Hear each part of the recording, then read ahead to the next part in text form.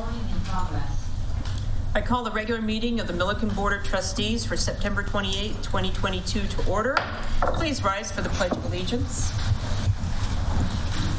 I pledge allegiance to the flag of the United States of America and to the republic for which it stands, one nation, under God, indivisible, with liberty and justice for all. Thank you. Will the town clerk please call roll? Trustee Beckman? Here. Trustee Dean? Here. Trustee Lane? Here. Trustee Wakeman? Here. Mayor Pro Tem Ehrlich? Here. Mayor Austin? Here. Thank you. Do we have any additions or deletions to the agenda? Yes, Mayor. I'll move to adjust the agenda, moving the discussion agenda to after action item 10B, then add an executive session, and then come back to action item 10C after the executive session. Okay. Any other changes? No. Take a second. Second. Town clerk, please call for a vote. Trustee Dean? Yes. Trustee Lane? Yes. Trustee Wakeman? Yes. Trustee Beckman? Yes. Mayor Pro Tem Ehrlich? Yes. Mayor Austin? Yes. Motion carries. Thank you. Do we have any citizens' comments? We'll just skip right over that section. Meeting minutes. Is there any discussion or comments on the meeting minutes of September 14th, 2022? No. I'll entertain a motion. Move to approve. Second. Town clerk, please call for a vote. Trustee Lane? Yes. Trustee Wakeman? Yes. Trustee Beckman? Yes. Trustee Dean? Yes. Mayor Pro Tem Ehrlich? Yes. Mayor Austin? Yes. Motion carries. Thank you. You're welcome. So, I've got a question. I made a motion to move the discussion agenda, but the discussion agenda says Weld County referral for PDC Energy. Yeah. That's a Oh. discussion. Is that what We we're added an discussing, or are item. we doing Both. Right. both? So that was supposed to be Just wanna make sure. included. Yes, ALLO was supposed to be included in the discussion. Okay. It wasn't listed on my agenda, so I just want to make sure. Yes, thank you. We're Yes. including Hello. Okay. Do we have any questions or comments on the paid list of bills? Okay, hearing none, we'll go right to the town administrator's report. Town Administrator Powell. No, thank you very much, Mayor. So for the Safe Routes to School update, surveys have been distributed to the Milliken Middle School. Those surveys will go out to parents. I believe we need a certain percentage back in order to submit with the grant application. So that's underway. Also, our engineer and streets director will be going out and looking at the route that will be included on the application. I drafted a letter to CDOT asking about our speed study and school zone study to be expedited, but we're going to discuss that later on in the agenda.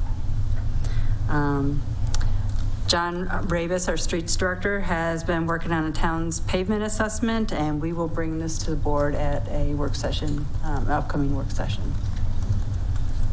Parks crew has been out planting trees and getting our parks ready for the winter. So, and getting our equipment ready for winter as well.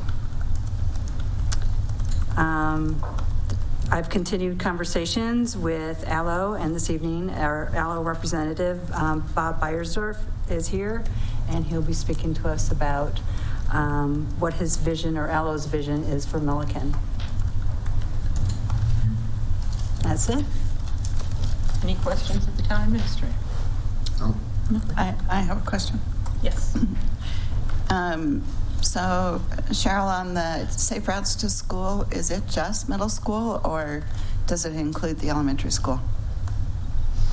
Go ahead, John. What we're going to have to do, we're going to have to work backwards. We're going to start at the middle school. And one thing about this grant is there's no contingency fund. So we need to work backwards from our funding and then make a route around the funding. I see. Thank you.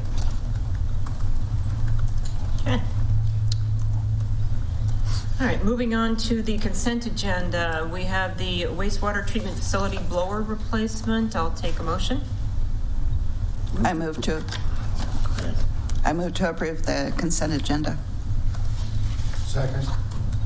Town clerk, please call for a vote. Trustee Wakeman. Yes. Trustee Beckman. Yes. Trustee Dean. Yes. Trustee Lane. Yes. Mayor Pro Tem Ehrlich. Yes. Mayor Austin. Yes. Motion carries. Thank you. All right, moving on to the action agenda. Item number 1 is consideration and authorization of a professional services agreement with Envision GIS LLC. Presenting will be John Ravis, Streets and Facilities Director.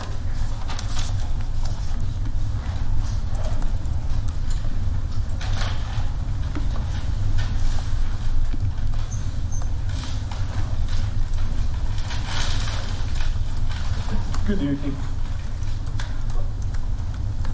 Where am I? A GIS system will preserve the institutional knowledge of what staff Yeah, I has. can't hear you. Put your mic down a little bit lower. Okay, I'll start Thanks, over. John. A GIS system, it will preserve the institutional knowledge that the staff has here. A good example is Don. Don's been here for a number of years, and you won't be able to replace the knowledge that he has. And all the public works departments, from wastewater to water, streets, parks, and storm sewer, will have access and use the GIS data in the field. We'll have accurate mapping of all utility systems, and after the project is completed, engineers will have accurate information to aid in project and system designs.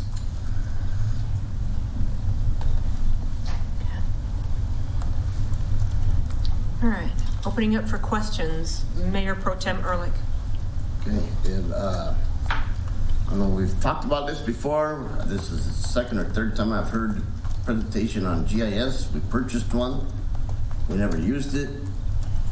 There was no support there or something. Is that the case on the last one that we had in place? We never did implement anything. Right. And we paid a lot of money for it. This one is a continuation of the GIS that we have been doing. So right now, that GIS just was based on the community development. This will go into infrastructure and so on. And along with this package is also the Trumbull unit, if I'm Right, not all the mistaken. equipment together, the GIS So information. we will be able to do those locations ourselves. Second question. Is there a training program for employees to take this course so we have more than one or two people that know how to Yes, use it? there is. That's included in this package. Okay. And how many people does that? It's unlimited. We can send how many people we need to. Okay. I think it's important that we implement as many people It is. to be able to run this program, so when somebody leaves, we're not retraining. Correct. Okay. That's all I got. Thanks. Okay, Trustee Beckman, questions. No questions. Trustee Dean. No questions. Trustee Lane. Okay, so is this the annual cost that I'm seeing, or is this every 3 years, or how? No, this is, what we'll have here is this is a one-time service fee of the $4,591. Then our annual fees will just be with Esri itself. And that's going to be based on how many people are users and what type of users that they're going to be. Because you can have users that just have, I don't want to say it, are able just to look at the program just to see where the water lines, sewer lines, all the utilities are located at, but they can't go in there and make any changes. So there's different level of users that you can include into this. Okay, so for a town our size, what's the smallest amount of users that, I mean, is it 2 or 3, or how does that work? I would say 4 users. 4 users? Yeah. So like for one for each department? Yeah, 1 for each department. Okay. And so what's it going to cost? Well, after this initial fee of $40,591, how much will it be each year then? Let me find that here.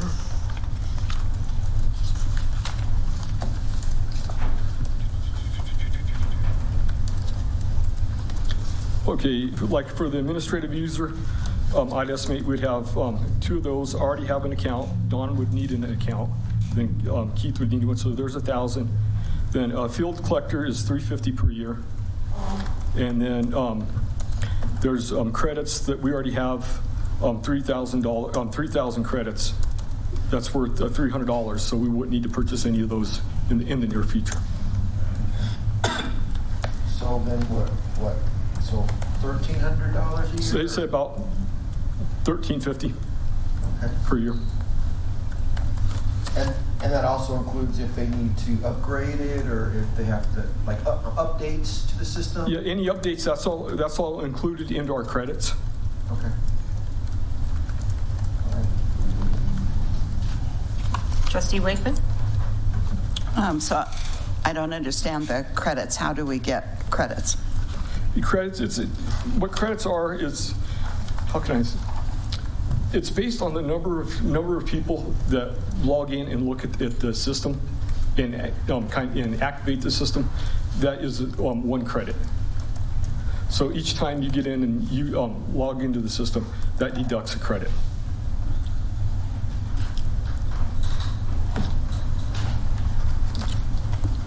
That's all I have. Okay. All right, if there's no further discussion, I'll take a motion on the matter.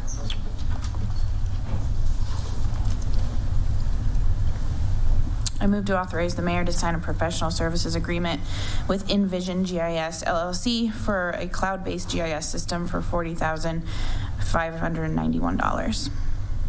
A second. Town clerk, please call for a vote. Trustee Beckman? Yes. Trustee Dean? Yes. Trustee Lane? Yes. Trustee Wakeman? Yes. Mayor Pro Tem Ehrlich? Yes. Mayor Austin? Yes. Motion carries. Thank you. Okay, continuing on, John Ravis, Streets and Facilities Director, has the next item with the asphalt paving.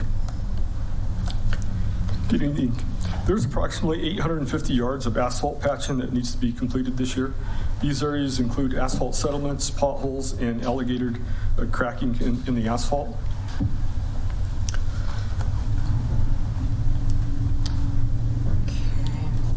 And in looking at the bids, I see the company that you've selected, you've worked with them before? Yeah, I sure have. I've worked with MPC for 5 years, if not longer. And I've worked with their estimator for around 9 to 10 years. They came in pretty low on their bid, so that works. All right, questions from the board, starting with Trustee Dean. No questions. Trustee Beckman? No questions. Mayor Pro Tem Ehrlich? I have no question. Trustee Lane? No questions. Trustee Wakeman? I have no questions.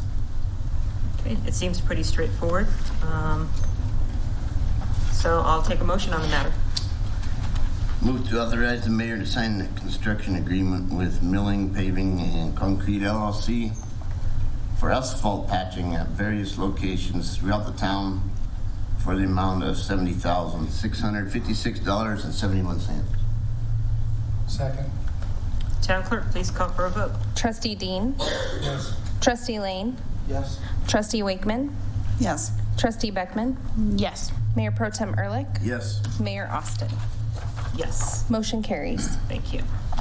Okay, now we're going to roll into the discussion agenda that we moved up.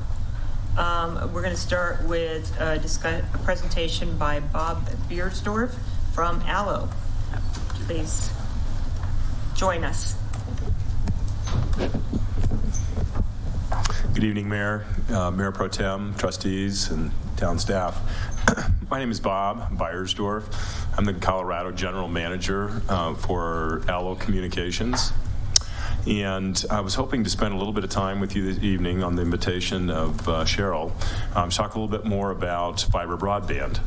I thought it might be useful to talk a little bit about who ALLO is, give you a sense for our character, how we go about doing things, and what's important to us in relation to the communities that we serve. So I brought a little presentation that I thought might be useful, and I would I would really like to have some good discussion around where we've been to date and make sure that you all have the information that you might be wondering about. I know that Cheryl's communicated a great deal about the effort that we put in to get to this place, and we've struggled to bring it across the line. And I want to make sure that you understand how motivated we are to build Milliken. And I was hoping that tonight might give us that opportunity to, and I'd like to entertain your questions as well. I think that could be very useful for us this evening. I'm a very transparent person. I will give you everything that I possibly can in my knowledge so that you know what I know as it relates to where we've been and what we're trying to accomplish. Cheryl mentioned vision for what ALLO would like to do here in town. And I'm happy to talk through in very frank detail to the best of my ability right now in terms of how we would approach that. So with that, I'd like to just kind of walk through, and I'll keep this presentation. This is about a 10-slide presentation, but I'll do it in about 12 to 15 minutes if that's acceptable. And it'll, I think, provide quite a bit more detail than maybe you've heard about ALLO. So if I could get, I guess I'm in control of that, aren't I? This guy here? All right. Maybe. There we go. Okay. So who is ALLO? We're an organization that's, we're coming up on almost 20 years, our 20th year in business, providing broadband networks and using fiber to do that. So these are fiber to the premise solutions for all of our communities. There's no copper involved in this or coax involved in our solutions. So it's fiber right from the central office, which is where all the connectivity and the internet on-ramp comes into the town and comes right to your residences, your businesses, your other organizations, your governmental entities, your anchor institutions. So it's very, very fast as a result. There aren't limitations in terms of what we build. We've passed so far roughly a little over 1 million in population in the communities, in the 30-plus communities that we have already built. So it gives you a sense for the girth of the organization. We have a little over, we're coming up on 1,200 employees. That's including right around 100, just over 100 in Colorado. Our customers, and these would be, when I say customers here, sometimes there's confusion. These would be households. So roughly 100, and plus businesses, 110,000 plus. We add about 500 every week. So we're growing very, very fast. Our largest community that we have built is 290,000 in population, but our smallest is 1,500. So we cover a lot of ground and everything in between. We don't do as many of those small ones anymore. We prefer something in that 5,000 range at the lower end, and then up to kind of into that 50 to 75,000 range is a really good spot for us. And we only build in the middle market sector. We don't build in large cities, large metropolitan areas. There's enough service in those communities today, and there's most communities in the middle market sector are significantly underserved, as I'm sure you've dealt with and deal with every day as both citizens and members of the leaders of the community.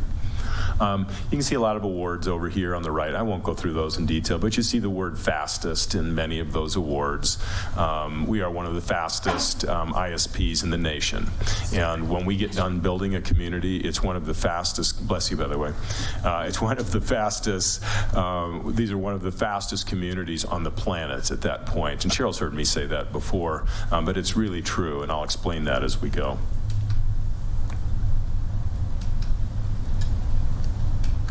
There we go. I want to talk a little bit about, we have 4 core values that we live by every day, and that's on behalf with our customers, that's with our employees, and that's with everyone that we have dealings with. What are those? Honesty is one of those. We don't provide any kind of promotions as it relates to service. We don't dicker on pricing. We put it out on the internet and everybody can see it. There's nothing special. You don't have to come and try to ask for something less.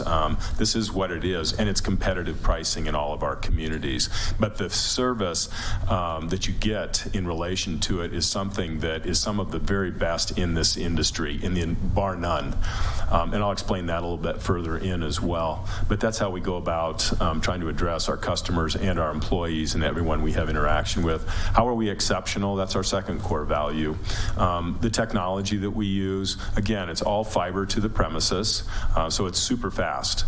And the type of fiber that we lay today it's 10 gigabit per second fiber, both download and synchronous upload. So if you were, as a citizen or a business, selected to receive 500 megabit per second download speed, you're getting 500 megabit upload speed as well. And this is dedicated fiber. This isn't at 7 p.m. when everybody gets home and the kids start gaming and others are streaming video, etc.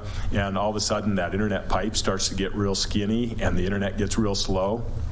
That's not how it works with the infrastructure that we lay. You have dedicated fiber and it stays big, so it stays fast, and that's what you can expect. Many of our competitors offer services that are up to a certain speed, and then when you do a speed test on an ongoing basis, you might receive a third of that, a quarter of that speed, but you're paying for the much greater speed, and that's only the download speed, because they have, the technology is copper, it's not fiber, and they have limited bandwidth, so they take from you on the upload speed substantially so they can compete with the download speed. Fiber, different animal altogether. It's synchronous down and up.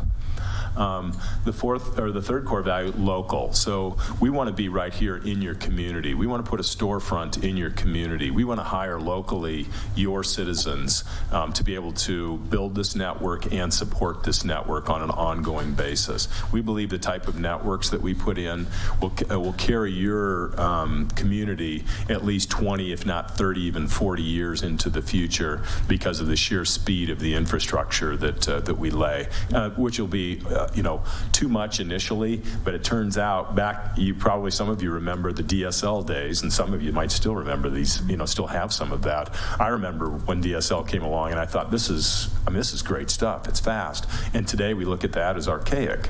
And so I know that even if we're leveraging, less than a gig of speed today, let's go out 15 years and we might be saying, hey, I need that 10 gig to my house all of a sudden because of all the applications that we're running. So we think we like to use the words that we're future-proofing the communities that we come in and build. The fourth core value is being hassle-free to the very best of our ability. And what does that mean? Well, we try to be easy to do business with. Now, based on some of the discussion you may have had, you might say, well, these guys don't seem so easy to do business with. But let me talk you through that a little bit. When I say easy to do business with, the pricing is something, you know what that is up front. It's very transparent. You will not pay for installation. Any installation, we will come to your homes, into your businesses, your organizations, and we will do that connection on our dime. You don't need to. We want you to be part of the this fiber networking community. As far as equipment goes, you don't rent equipment from us. We bring that to you. We want you to use our equipment, because if you're using our equipment, then we're gonna be able to troubleshoot that more effectively. And the services that we bring are not just internet. It's really fast internet, but it's not just internet. It's TV as well, and the channels that you're used to seeing, as well as a landline telephone, if that's something that some people still appreciate that or want that. Obviously, that there's less market share for a landline today. But those are some of the ways that we go about being hassle-free to the very best of our ability. Whoops. Okay, so here's our geography. Oh, goodness. I want to get us there. We started in Nebraska. We are moving into Arizona currently on a pretty fast pace. And then we've been in Colorado now for a number of years. We built Fort Morgan, probably finished that up at least 4 years ago. We're currently in the process of building Breckenridge. We're currently building Greeley. You can see that. Little Hudson right there is on the map as well. We've got a few other announcements that we've made in the meantime as well that aren't showing here in Colorado. Those are Erie, Colorado, Eaton, Colorado, just north of Greeley as well, and I've got a number of additional announcements that we'll be making likely in the next 30 to 60 days. So excited about those as well. What are those products? I mentioned these already, but internet, fiber TV, as well as phone, and then speeds as well. What we're introducing out of the gate after the build is 2.3 gig to your home if somebody wants those kinds of speeds, and that's really tough to come by anywhere in this country. But it tells you, for somebody who really wants it, it's right there. We have a gamer in one of our communities, and he's a world-renowned gamer. He wins gaming competitions. And when he wins them, he always references Allo and our fiber networks in terms of his ability to actually accomplish, because he gets both the very fast down and the very fast up. And so we're always very proud of that. And some of us, you look at gaming, I'm not a gamer, so, but I do appreciate the fact that he can leverage a network like that. And for most of us, that's a lot more speed than what we need. But it's there for those that need it and want it. Another application for that, I talk a lot about features, but you have to understand the benefits. And I'm remiss if I don't explain what that means to you as an individual or a business. But think about all the video conferencing that we've been doing over the last few years due to pandemic, things being shut down, us being locked in our homes. If you're driving a video conference through Zoom, Microsoft Teams, any variety of platforms, your ability to do that, if you're driving that call, you need that upload speed. And if you're pushing out a presentation, you need those upload speeds to make sure there isn't latency and that the people who are receiving it can get that on a timely basis. So there are many applications for that kind of speed when it comes to our, to our homes as well. I'll try to be a little slower on the clicker. You want to hit it? Thank you. Yeah. So our business solutions, I'll be real quick here on this one, but we can go up to 100 gig in terms of gigabits per second download speed and upload speeds for a business if they really need it. Now, there aren't many businesses that need that kind of speed, but every now and then there's maybe a very data-intensive business that just is pushing large amounts. Engineering firms would be an example with drawings, that kind of thing, CAD drawings. They don't need that kind of speed, but it's there for them, but they do have a little bit greater need. We also offer for businesses hosted PBX, so hosted telephones as well, so that it makes it easy for businesses to put all of their phones in an integrated fashion onto this fiber network. And then for those businesses that like TV in their office, that's available to them as well. Thank you. Here's something that, and it's important to understand that we take, when we do our builds, we will build substantially all of the community as well. And that's how we've done all communities leading up to this point. And so it's great to build out the network, but what about folks who may be socioeconomically disadvantaged? That doesn't mean that they don't need access or their kids don't need access to, in certain cases, remote educational instruction. So how do we go about doing that? Having product available to them is one thing, but they have to be able to afford to actually get the product, right? And so the Affordable Connectivity Program, or ACP, that you see here, this is a government flow-down program that helps those folks that are eligible for things like food stamps, certain a variety, kids that have a need for free lunch or discounted lunch, things like that. That gets them into a qualified, eligible status. And what Allo has done, and that provides 30 months, $30 per month in federal dollars that will come to help those people, to pay for those people. Now, our pricing's a little bit higher for some of those lower speeds, but what we have committed to do, and a few of us in the industry nationwide have committed to do this, and that is we will make up the difference and subsidize the gap between what that federal program provides and what that pricing is for those more disadvantaged folks. So it makes sure that folks have the opportunity to get online, make sure that they have access to services, and their children have access as well, which is really, really important from our point of view. Next slide, please. This is just a little bit, and these are 2021 numbers. This is these are speed tests that PC Magazine does. They do this every year. Very reputable source, the best in the business in terms of doing this work. In 2021, on a nationwide business, on the left graph, you'll see that we came in 8th. In 2022, we are now in 5th in the nation. On the right side, you'll see North Central, so those North Central United States, and you can see the states that are listed there. We were third in 2021. We've moved up to second on that particular graph. So again, really fast stuff on a nationwide basis. Thank you. This is an important slide because this infers, not infers, but explains what the level of customer service is that you would receive. And I don't know, some of you might be familiar with Net Promoter Score, but Net Promoter Score is really the de facto standard for measuring customer service across any industry, across all industries, including the broadband industry. And ALLO comes in, so I'll say first that world-class service via NPS, Net Promoter Score, comes in at 70.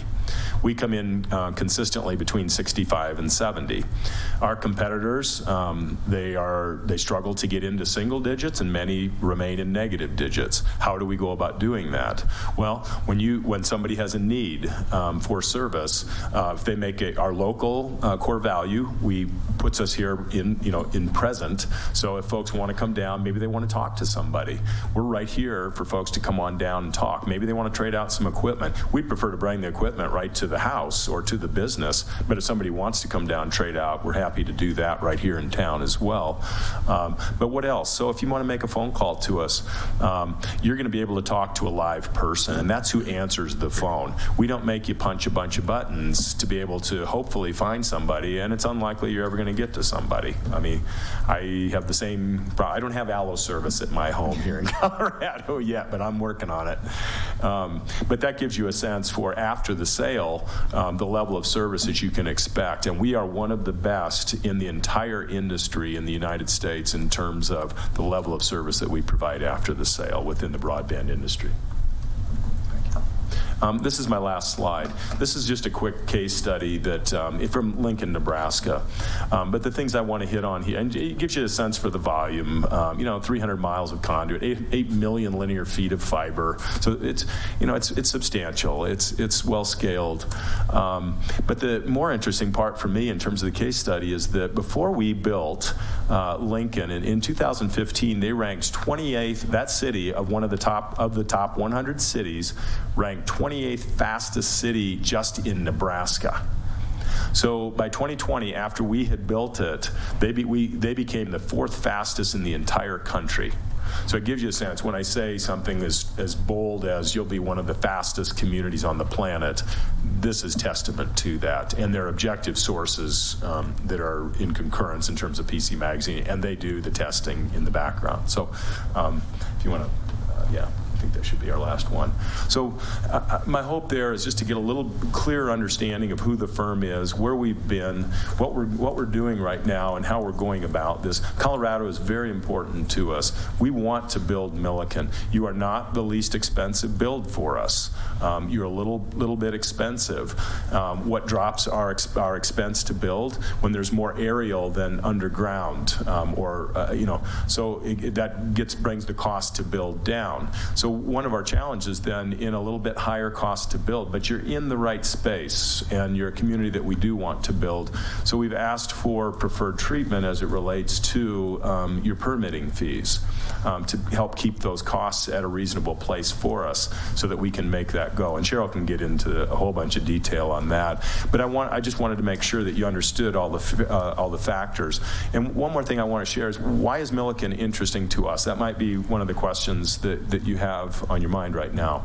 There are a number of factors. Your growth. You're roughly 72%, have a 72% growth rate since the 2010 census. That's really meaningful for us. This is an important community in terms of what the future holds. You're going to have more and more people coming in. You're going to be able to attract businesses coming in as well and other organizations, influential, frankly, people and organizations. So that's meaningful for us. Your median household income is climbing as well. You're close to $80,000 right now. You may have even crested that. But that also then helps pay for product and services as it relates to a provider like ALLO. But additionally, your geographic location is really meaningful to us. You're very close to Greeley. Greeley is a larger, more scaled build for us, and that allows us to get economies of scale as it relates to the additional communities surrounding Greeley.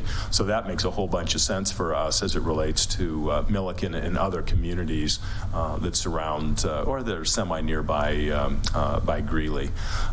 So those are some of the reasons, and that's a little bit on the background of ALLO's interest and where we've been as well to try to get to this place. The consortium of the 4 towns, we were hoping to make that work and bring service to all 4 towns. We've struggled a bit to make that happen. And I'll share this too. Cheryl has been a very moderate force as it relates to bringing measured thinking and compromise within the 4-town negotiations. And that's been very meaningful to us. She's looked for compromise, looked for ways to get to the next step. And not everyone has had that same mindset. So I think you as trustees and the board, that might be information that might be useful for you. She's done a fantastic job, and I don't say that lightly. I can't say that about all communities, but I do say that about your community, and I say that about Cheryl. So I might just stop and take a pause. I've done a lot of talking and probably tired of listening to me yammer right now. So maybe I take a pause and do some listening and answer some questions for you. What might be on your mind right now? No. Okay. Cheryl has mentioned to us that they may have a problem servicing the Mad Russian, Milliken 5 subdivisions. What's it looking like for those 2? Yep. So the Mad Russian neighborhood is something we want to get to. We're working on some creative solutions to get there. Our challenge, and she may have shared this, there's a big ditch, between 60 and the Mad Russian, and there's also a railroad right there. Plus there's distance between. One of the ways that we get our build costs down is where there's density. So we love multi-dwelling units, meaning apartment complexes, things like that, and homes that are a little closer together, that kind of thing. Mad Russian neighborhood's got wonderful density right there. And you have likely a number of influential community leaders living in the Mad Russian neighborhood, if I had to guess. So one of the creative ways that we're working on right now is we're looking to find a middle mile grant between Greeley and Milliken, leveraging federal money. There's a whole bunch of federal money coming into the state. The state's broadband director is a woman named Brandy Ryder. We have a nice relationship with Brandy. She's doing a great job on behalf of the state. She's a former city and town administrator in a number of different communities, so she understands the challenges of many of the middle market communities that really have unmet need or unserved or underserved need. So she's a wonderful advocate as it relates to how do we take the flow down of all that money. There's over $700 million that are flowing down for broadband, specific for broadband solutions for the state of Colorado, and that's flowing in. Her approach has been to define what those programs consist of, and then has asked the communities that have interest to come and please apply for those dollars. And she's looking for ways to spend that money. Middle mile projects are a great way to spend that money. And almost every state in the country, the broadband directors that are out there see middle mile as a way to do that, so that last mile providers, meaning folks who hook up and build those networks right in the community and hook up the homes and businesses, et cetera, like ALLO, that we can bring solutions in, but they're helping us to bring the transport to all of the communities. And so that's where these middle mile solutions come into play. So to your question, Mayor Pro Tem, we're looking right now to try to serve the Mad Russian neighborhood via our central office, again, which is where all that fiber comes into the community. We have 2 central offices in our Greeley build, and we would look to serve that neighborhood potentially out of one of those 2 central offices. And that way we can service without having, we can keep get our costs to an appropriate place. We can serve the community in that neighborhood in particular that sits off just a little bit. But you also have, and Cheryl's been very generous in sharing, where some of your growth and development is occurring north of town as well. So that's a nice opportunity to serve where that growth is coming into your community also. So we see that as opportunity. And it's not like once the network is built, that's it. We want to continue, and we continue to build network in every community that we're in as development occurs within those communities. So that is very much a kind of a creative solution that we're hoping we can bring to bear to serve that particular neighborhood. Yes? I got one more question, but let me ask Don first. The old water line from the Mad Russian down here is abandoned, correct? 8-inch, I believe. Can that be used as a sleeve? Well, any conduit that's in the ground, so back to, love the conversation on GIS, frankly, because I think we can help with that. But anything you have going forward can help us to be potentially even more cost effective in our builds.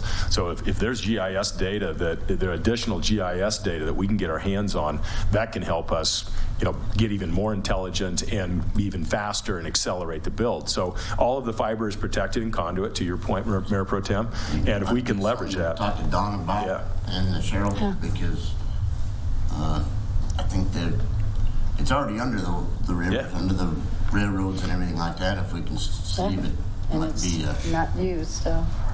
That kind of conduit, it is easy for us to blow fiber right through that, and the cost, it does this with the cost. So I love this. Yeah. Okay. That's all I got. Okay. My question, you touched on it a little bit. So as we add new subdivisions, you come in at the initial build of the subdivision? That's our preference, because as the build is occurring, the developer is scratching in the dirt, and that's the great time to start laying the conduit. It brings the cost down both for us, and then there may be other things that the developer is trying to do with as they're doing the development, and then we can actually offset some of their expense as well. So we like to get in on the front end of any development, work with developers right up front, and do kind of shared trench wherever we can.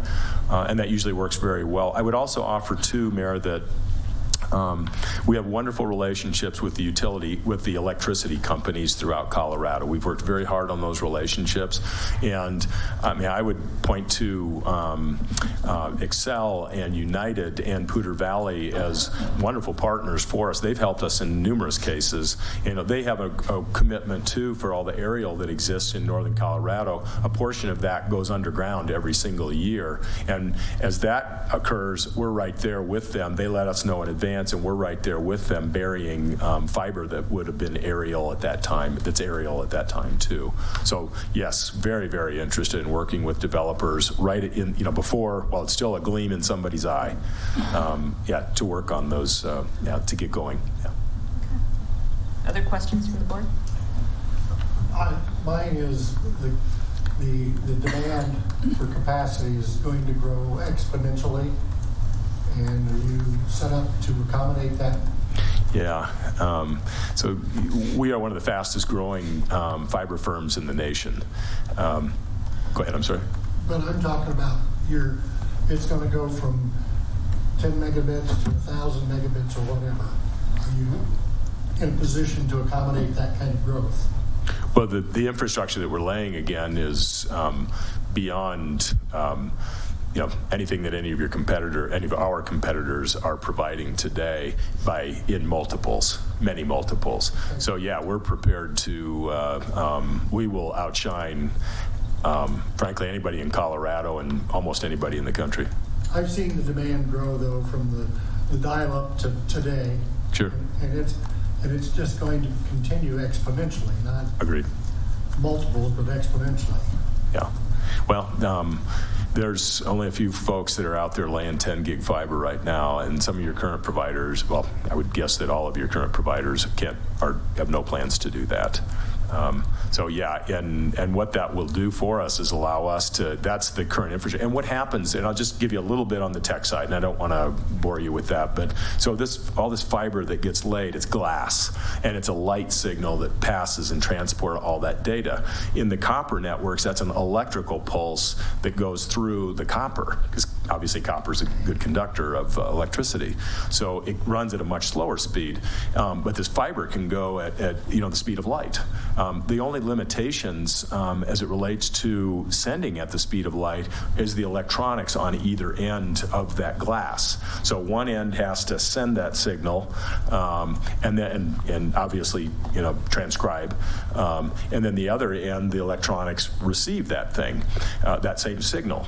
And so the only real limitations are the electronics on either end. So at a national basis, we are one of the very largest purchasers using a company called Calix, and they provide most of our electronics for us. So as an example, with all the supply chain issues that we've all experienced probably in one aspect of our life or another, no doubt same thing happening in the fiber business as well. Well, as a result of our buying power, we had no disruption or interruption in our buying of the electronics and all of the material and product that we needed to be able to serve our communities and continue building our communities.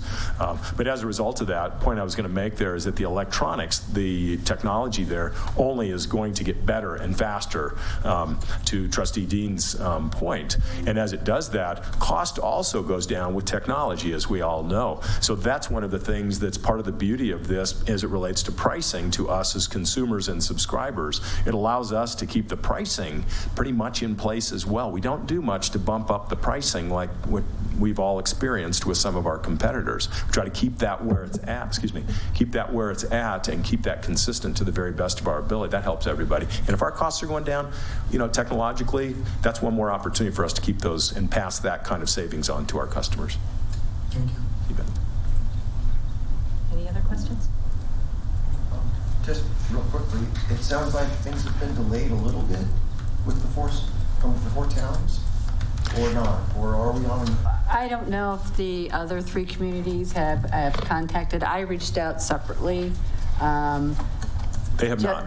Just because I wanted more information. I wanted to know what Allo had planned for Milliken or could plan for Milliken. And so I wanted to keep that conversation going. So what are we looking at as far as, because we've said yes, right? But we're still. Well, we haven't signed any agreements. We haven't gotten that far yet. At that point yet. But I really wanted Bob to come in. I wanted him to know that we were still interested. Wanted him to come in and speak with you, or provide us with information that I could give to you, so that you know what Allo's vision for Milliken is. So I just don't want it to stall. And to Cheryl's credit, she is the only of the four town managers who has reached out to us to say we want to keep driving this forward. So I think on behalf of your community, that says an awful lot. And that also says a lot to us that we're very interested in all four towns. But obviously there's as I tried to mention before, a more measured, compromising approach to make things happen on behalf of Milliken citizens, et cetera. I've seen that on an ongoing basis, and that also speaks to why we have interest as well. We think that we have a community that will be easy to work with and who will make it easy for us to do business with the community. One thing I haven't mentioned as well, there's no cost to Milliken for the build of this network. We will financially de-risk the build, the implementation of this network. There's no cost out of your pocket. The additional development by new developers, there's no cost to Milliken for that. We will be there because that behooves us to be able to bring on additional subscribers.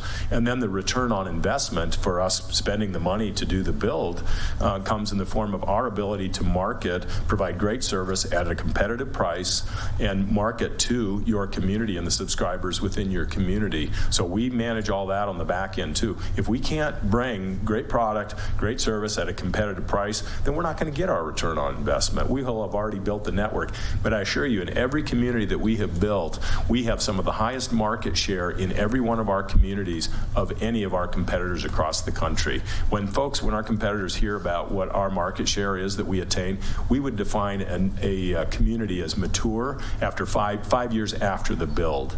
And our market share is typically double, triple, even 4 times that of our competitors because of the quality of the services that are provided and the service after the sale, again, at a competitive price. So how close are we to the build, to actually having it approved? So the contract yet. We haven't done contracts. That's what I'm Yep. trying to understand, because I thought that We're not to that point. No, we're not. okay, so we're just here, okay. We're getting a presentation, an update of where we're heading. Okay, because I was just confused, because I thought that the 4 towns, that they had agreed to co-op to do it, and I thought it was kind of a settled thing, but it's not, I guess, at all. I can get in. Cheryl, are you comfortable with me explaining where we are? Okay. So the agreements themselves, we've gone through significant negotiations on the agreements. The cable franchise. So there are 3 agreements that the board will ultimately need to approve if we're able to go forward. One is a cable franchise agreement, which allows us to bring TV services into your community. You receive a franchise fee, a cable franchise fee, and I can't remember if you're 5% or 3%. We were at 3, I believe. Okay. It's one of those 2. Yeah. And then you as a town will receive revenues, that 3%, that franchise fee on every dollar of TV revenue that is purchased by a subscriber throughout your town. So you get all that, that's all part of the revenue that you receive. You receive that today from any of your providers as well under your incumbent franchise agreements. There are 2 other agreements. One is called a master license agreement, and that allows ALLO to be able to do business in your rights of way, to access your rights of way, to be able to put, to bore within the rights of way. Obviously, we have to be very, very careful of your other utilities in the rights of way. So locating becomes essential to be able to make sure that we're not, cutting into water lines, sewer lines, electricity, any of that. So that's all part of, but that's all part of, that is ultimately what I would tell you is the town's risk to bringing ALLO in. Are we going to be good stewards of your rights of way? I would encourage you, if anybody has concerns, reach out to any community that we have built. They're all on our website. Any of those community officials would be happy to talk to you about the quality of the partnership that they have with ALLO and the stewards that we are of their rights of way. But I will tell you up front, that we kick up a little dust when we build these networks, and there's digging that takes place in the easements. And as a result of that, sometimes, a flower bed, somebody might trample some flowers once in a while. But we are also responsible for then all the restoration within those easements and within those rights of way, and making sure that our customers all these subscribers are happy with how we went about doing it, and we keep at that until we get it right for that customer. That sounds like a little bit of a hard thing to come by, but we take that very, very seriously. We want happy subscribers. Yeah.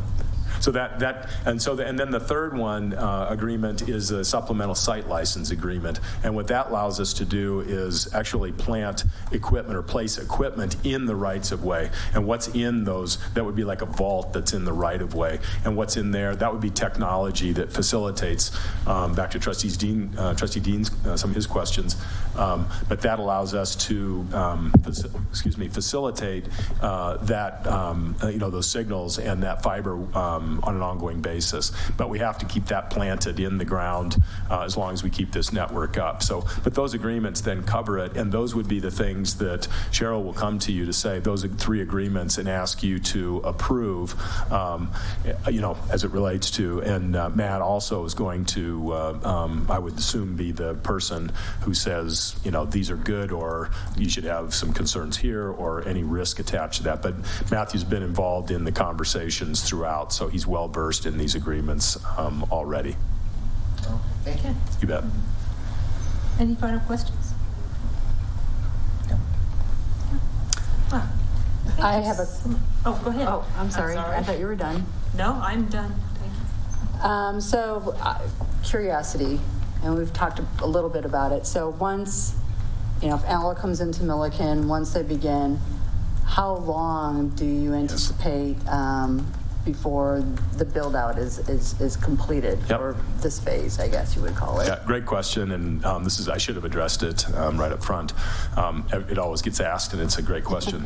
So in a town the size of Milliken, what we build very fast in all of our communities, we don't want this to linger because we want to be able to provide service as quick as we can to start working on bringing on subscribers like that network as quick as we can and get folks using it as quick as we can, and that helps us with our return on investment as well. In a town the size of Milliken, this would be a less than a year's build. So I'm always reluctant to get too much more specific than that because I want to under-promise and over-deliver. But I can assure you it'd be a less than a year's build from start to finish. So there would be a little bit of kicking up some dust for a year, or probably a little less than that. But then the pleasure on the other side of that in terms of using the services and leveraging the services, I think will more than compensate for some of that pain. Does that help? Oh, definitely. Okay. And again, back to what he was saying, I mean, this is where if we had the GIS information, this would be truly helpful to them. But, we'll be acquiring it as quickly as we can, and probably along the way, if we do end up doing this with Allo, John would be out there with the equipment, so we have it going forward. Great. And we would want to help. We believe that we can help many of our communities with their existing GIS, and sometimes it's a little bit limited in some communities. So as we do it, it would really work well to partner up to make sure that GIS, especially with the new platform, to get all of that data, input into the new platform for you too. And I think there'll be a leap forward as it relates to the GIS platform with a project like this. Good. Okay. Well, thank Thank you you. so much for Thank your you so much. presentation and coming out to us tonight. It was very informative and extremely helpful. Well, I want to say thank you to you as well for entertaining me. I knew I took a little longer probably than what you were expecting, but I hope it was informative, and I hope it helps us move forward in a way that's a little bit more understandable and helps kind of clear the roadblocks, any roadblocks that may or may not exist. But sometimes I just think being informed on what's happening and how to move something forward can be of real value. So thank you for your time tonight. Thanks, Bob. Thank you so much. Okay, we also, before our next presentation, need to discuss the traffic issues on Highway 60. Town Administrator Powell prepared a letter to send to CDOT escalating our issues since we have been waiting so patiently on a speed reduction study. Administrator Powell, can you enlighten us a little bit? So it's been about 4 months, I believe, since we requested a speed study, and they were going to do a school zone study at the same time.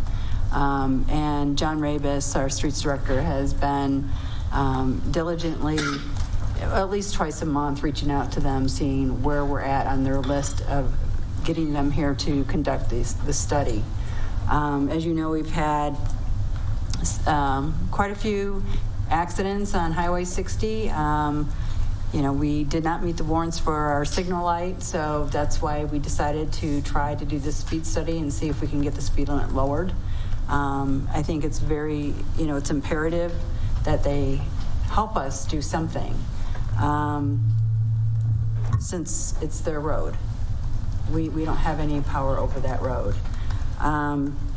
Anyway, I did draft a letter to send to the executive directors of CDOT as an attempt to maybe help expedite these studies being done. I put a line there for everyone's signature if you would like to go about it that way. I do know Trustee Ehrlich had a question also of our attorney as to maybe other processes we might be able to do, so I'll leave it there. You have the floor. I got the floor? Yes. So And the ceiling too, if you just that like. we just get some new signs made and we go out and take the ones off in the middle of the night and put some different ones on? That's not what we have in mind. Lowering the speed limit since we don't get nothing done with CDOT. How much trouble do we get in? Oh, if we do it Put our own ourselves? signs up. Oh, yeah, I don't What think if we we want put to do them off that. their easement right in the middle of on the edge of ours? What Yeah, happens then? I don't think we want to do that. There was discussion about a petition to CDOT to try to initiate some. That's what my action. question was. Can the board promote a petition? That we go out and get public signatures, or do we fall into the same rules of promoting an election? It's different. Ballot issue? No, I think it's different, and I don't know that there's a rule saying we can't. Certainly, I think the board members can individually, but I don't think it falls within the same rules as promoting a ballot measure or a candidate. It's really promoting the interests of the town. I will look into that further. I mean, I think we need some citizen support because, you know, the last time we got a person killed out there back in December of last year, we had emails from the Bernhardts and there was a bunch of stuff stirred up. And nothing's been done, right? And I know how CDOT works. I used to be in the development business trying to get something done with them. Took a long time. So I think we need more people raising the question of safety on Highway 60 and our streets of on and off exits off the highway, lowering the speed limit. So I'd recommend that. So I don't know I'm just throwing stuff out there for discussion. I think it's an excellent idea. I recommend that we go ahead and send the letter. We sign and send the letter, letting them know as trustees of the town we've got an issue. But also, I do think we pursue a petition if we can. And if we're allowed to do so, let's get one formed up, and then we'll let the citizens know on social media, and they can drop by and sign it. And we'll have petition signing parties in strategic locations at the parks and the subdivisions. I'll take a petition out and get signatures. I'll be happy to look into that. Get them filled up real quick. I'm not I am not aware of any obstacle to that, but I'll do a little digging. That could be construed as. No, that's the truth. Yeah. Get to some games, just go to some, football games or basketball games. Neighborhood parties. Yeah. Okay. Yeah, okay. Good idea. I don't know what else to do to try to make CDOT more aware that we have a problem in this town of safety on the highway. Yeah, I completely agree, and I agree it's a good idea. You know, like I said, we asked for the study after we did not meet the warrants for the signal light, and they don't move very quickly. We found that out when we had the 2.5-inch mill and overlay on Highway 60, where they were supposed to do the ADA ramp upgrades at the same time. Well, it took them 4 years to come back and do those upgrades. So they don't move very quickly. Did they give any on reason some of for why we didn't qualify for the light? What, I'm sorry? We didn't meet the study. Yeah. Not enough traffic. Not enough traffic? Yeah. Right. Or deaths.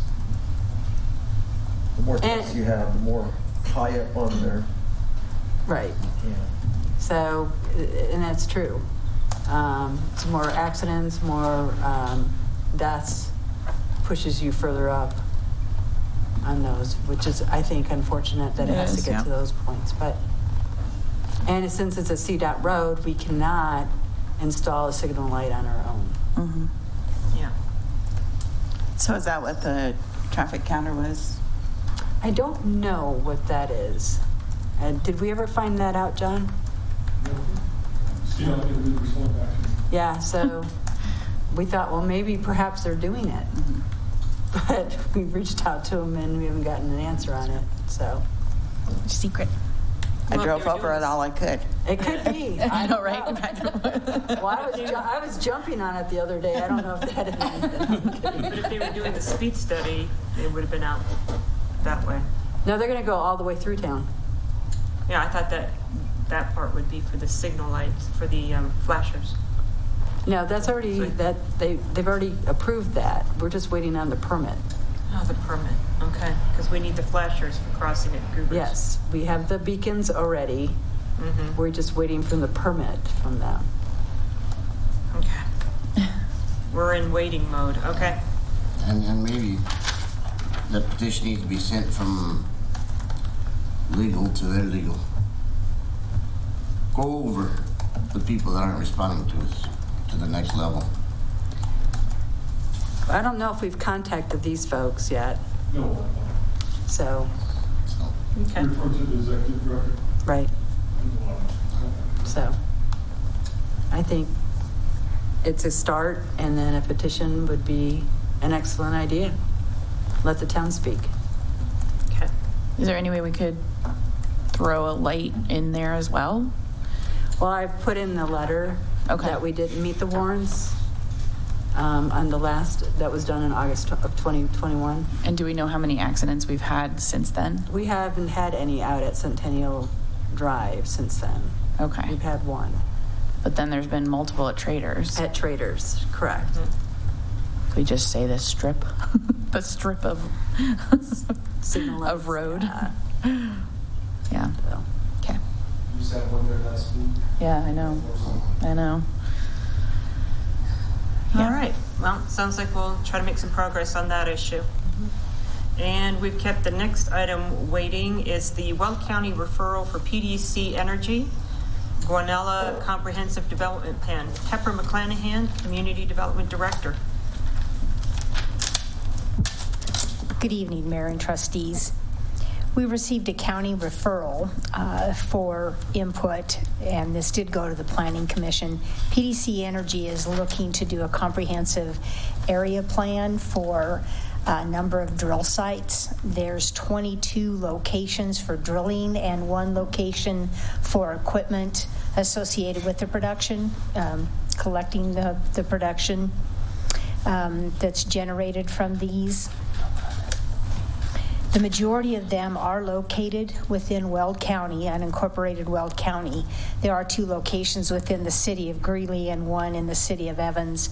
At this point in time, they are not proposing any in the town of Milliken, although if you recall, we did approve a 12, excuse me, I think it was originally 12, I think it's a 10 well pad on the former Bernhardt property. So it's the same company.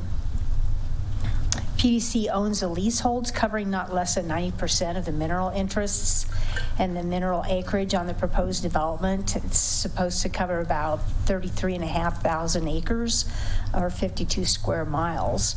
The proposed pad sites are located in Milliken's growth boundary area that's currently adopted. So PDC Energy representatives notified Milliken staff in 2021. There were a couple of different meetings with the town administrator, myself, and representatives from PDCE explaining what their development plan was. During the review, staff encouraged PDC to avoid development in the Bluffs area and our hillside protection overlay zone, so they are aware of that. Staff also commented on the proposed facility near the portion of FLAC annexation, where there's some existing facilities east of County Road 25. That flagpole that goes from the western boundary of Milliken up to the FLAC annexation is a corridor that we would like to preserve for future infrastructure. So we did make them aware that we would like them to observe maybe an increased setback from that flagpole annexation. And the county referral was reviewed by the Planning Commission at their meeting last week. Comments reflect staff's comments regarding the Hillside Protection Overlay District. I did speak with the county representative that is handling this, and she mentioned to me to keep in mind that this cap, if approved by the county, is not set in concrete. So if it says that there's 1 to 24 wells in a particular area, that's not locking that in. It's a plan. It's kind of, it's a general plan of here's what we'd like to do, and then they still have to work with the county or the jurisdictions within their local regulations. The Oil and Gas Commission's comment period ends October 1st, which is this Friday. However, the Weld County requests comments by not later than October 12th. So there's a little bit more time to comment with that. There are 3 proposed areas that are fairly close to the municipal limits. That would be the Belford, the Yale, and the Quandary. The Belford, from the best of my information, is looking to maybe be completed by first quarter of 2027 and is proposing 1 to 12 wells. The Yale is proposed to be completed in the second quarter of 27 and it's 1 to 28 wells. And the Quandary, which is the biggest one and closest to our more eastern municipal limits of the FLAC annexation, is scheduled for completion in fourth quarter of 2025 with 1 to 40 wells. There are a number of other facilities that are close to our current municipal boundaries, but the first 3 were the closest. So there are some maps in your packet. There was voluminous information that was submitted with this application. I only attached probably 30% of it, and as you can see, that was pretty large. So I tried to pull out the critical information for you, and to the best of my ability, I'm happy to answer any questions you might have on this or pass along any concerns to the county per our referral notice. Thank you for the presentation. Questions or comments from the board, starting with Trustee Wakeman? I have no questions or comments. Okay. Trustee Lane? I don't have any questions right now. Trustee Dean? No questions. Trustee Beckman? No questions. Mayor Pro Tem Ehrlich? I have no questions. Okay, that was a pretty clear presentation. It doesn't sound like we have any issues with PDC. Thank you. We'll pass along the reminder that we'd like them to observe our Hillside Protection Overlay District and preserve the bluffs. Okay. Thank you. Thank you very much. All right. Our next item on the agenda is an executive session. I'll take a motion and then we will break for a few minutes while we clear the room. I move to enter an executive session pursuant to section 24-6-4024B of the Colorado Revised Statutes for the purpose of receiving legal advice from the town's attorney on specific legal questions related to the town's rights under its contract with Stanek Constructors Incorporated, and section 24-6-4024E of the Colorado Revised Statutes for the purpose of determining positions relative to matters that may be subject to negotiations, developing strategies for negotiations, and instructing negotiators with respect to the town's contract with Stanek Constructors Incorporated. I second. Town clerk, please call for a vote. Trustee Lane? Yes. Trustee Wakeman? Yes. Trustee Beckman? Yes. Trustee Dean? Yes. Mayor Pro Tem Ehrlich? Yes. Mayor Austin? Yes. Motion carries. Thank you. Attending the meeting will be Town Attorney Matt Gould, Town Administrator Cheryl Powell, Town Clerk Carrie Weinberger, Water Wastewater Director Don Stonebrink, Trustee Wakeman, Trustee Lane, Trustee Dean, Trustee Beckman, Mayor Pro Tem Ehrlich, myself, and our water expert.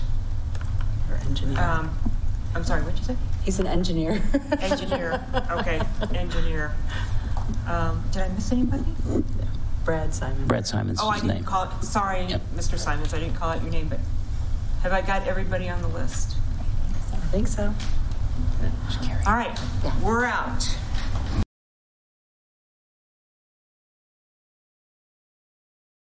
Okay. Are we reconvened? Ready for you. Okay.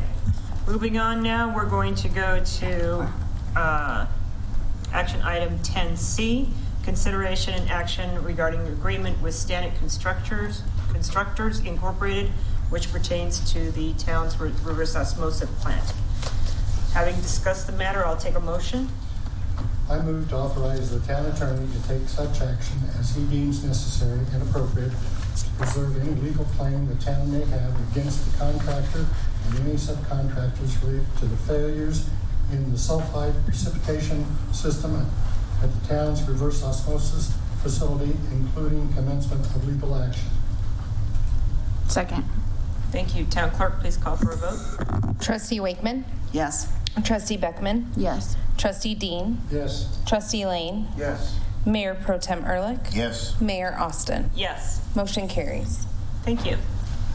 I think all our town business is finished. I will take a motion to adjourn. Motion to adjourn. Second. All in favor? Aye. Opposed? We're out.